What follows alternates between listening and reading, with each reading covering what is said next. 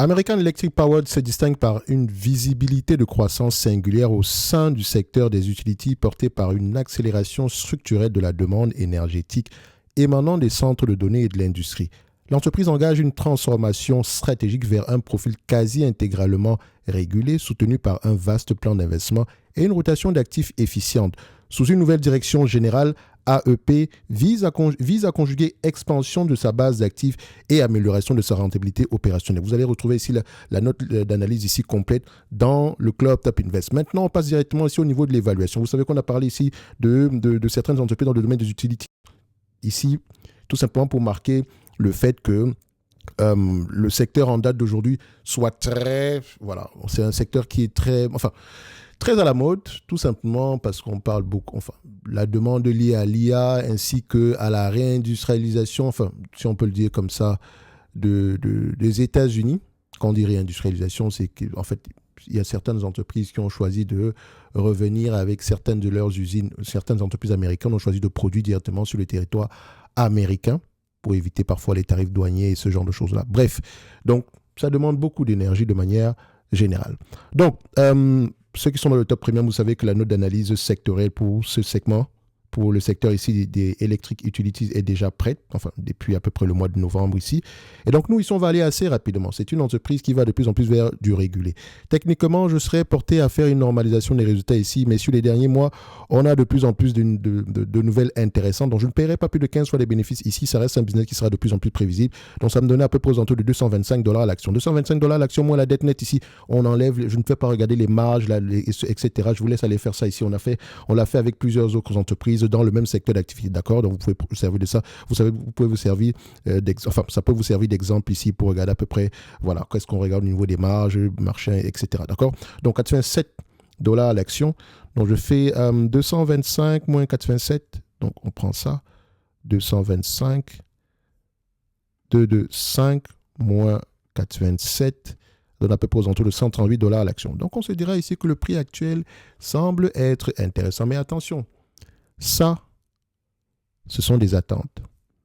Ça ne veut pas forcément dire que ça sera vrai. OK? Ne l'oubliez jamais. Ça veut tout simplement dire qu'on est optimiste. On est optimiste ici. Pourquoi? C'est la question que vous devez vous poser de manière générale. Il y a 6 mois, on était à $14. Aujourd'hui, c'est $14,99. Donc, on est de plus en plus optimiste. Il y a 6 mois, nous étions à $12,99. Là, c'est $13,77. Donc, pourquoi cet optimisme? Je pense que vous aurez une réponse ici dans la note d'analyse en question. OK? Je pense qu'on a même donné une partie de la réponse dans l'introduction ici, la note exécutive ici, tout à l'heure. Pour ceux que ça intéresse, allez-y regarder. Vous avez quoi ici? Donc, de manière générale, la plupart du temps, ce type d'entreprise vous intéresse ou bien intéresse les petits porteurs parce qu'il y a un dividende. Mais comme je dis toujours, les utilities n'ont pas les moyens de payer ce dividende-là. En tout cas, ils peuvent avoir les moyens. Attention.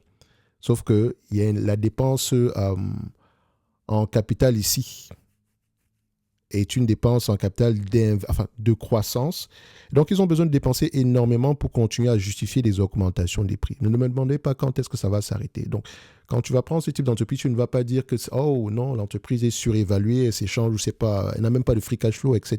Il faut prendre la base des cash flows opérationnels parce que les actifs ont une énorme valeur.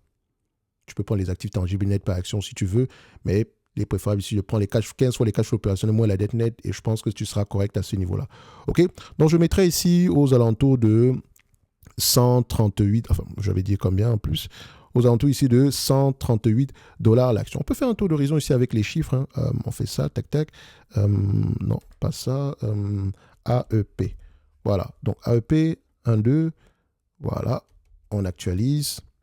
Donc, la question qu'on se pose vraiment, c'est est-ce qu'elle a les moyens de payer ces dividendes-là? Techniquement, le dividende est payé par l'émission de nouvelles actions. Ça, c'est la vérité. Donc, elle ne peut pas payer le dividende ici avec les free cash flow parce qu'il n'y a juste pas de free cash flow. Pourquoi il n'y a pas de free cash flow? Tout simplement parce qu'on investit massivement dans les actifs. Comme vous pouvez le voir ici, le CAPEX par rapport aux revenus, il est tout simplement en croissance et il faudrait le comparer ici avec la moyenne de l'industrie. Vous connaissez combien d'entreprises dépensent 50% de ce qu'ils gagnent en CAPEX? Et ça ne semble pas s'arrêter depuis plusieurs années. OK? Et la demande en énergie aux États-Unis est très élevée. Donc, il y a de fortes chances que les CAPEX continuent d'augmenter ici. Parce qu'il faut bâtir, on doit investir dans l'infrastructure de manière générale. OK? Donc, si on regarde ici le revenu par action, enfin pas le revenu par action, juste un tour d'horizon, on a un chiffre d'affaires ici en croissance, on aime ça, on prend ici la marge brute. Est-ce que la marge brute est au moins stable? C'est la question qu'on se pose. 1, 2, boum. On a quelque chose qui est également intéressant. Est-ce que la marge EBITDA va dans le même sens? Qu'est-ce qu'on a ici? Tac, tac. Voilà. Donc, on a à peu près quelque chose 41%. Est-ce que c'est une entreprise qui méritait avoir une place dans notre watchlist? À l'état actuel des choses, oui. Elle pourrait mériter une place dans ma watchlist. Mais tu vois, une chose que je n'aime pas trop les utilities, je sais une chose, c'est qu'il sera difficile pour moi d'y investir un jour. Seulement parce que le CAPEX, quand est-ce que ça va s'arrêter? Je ne suis pas très à l'aise avec le fait qu'on paye les dividendes ici en émettant de nouvelles actions, mais bon, elle a besoin de le faire ici pour également s'autofinancer, pour également continuer pour également continuer à se financer pour la dépense en capital de croissance. Donc, le dividende ici, c'est un peu la carotte, quoi. On va le dire comme ça. So, pour moi, est-ce que c'est une entreprise intéressante? Oui. Est-ce que c'est une entreprise qui mérite d'avoir une place dans ma watchlist? Ça, c'est discutable.